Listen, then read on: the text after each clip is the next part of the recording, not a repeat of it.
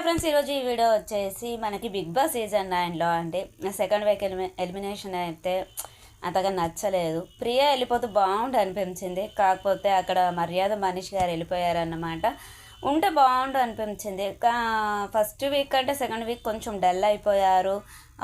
మాట్లాడడం కానీ కొంచెం టాస్క్లు అయితే చాలా టఫ్గా ఆడారండి.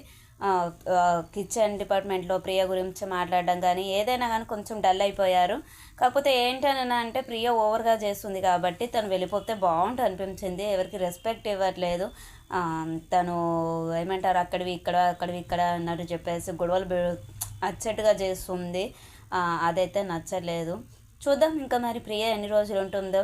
ఇంకొక విషయం అండో, ఇక్కడ మనకి వైల్డ్ కార్డ్ ఎంట్రీస్ తోటి పాత సీజన్లో వచ్చినారు, ఇంకా కొంతమంది రాబోతున్నారు. సీరియల్లో వాళ్ళే కానివ్వండి, ఇంకా వేరే సెలబ్రిటీసే కానివ్వండి, వాళ్ళందరూ రాబోతున్నారు అన్నమాట.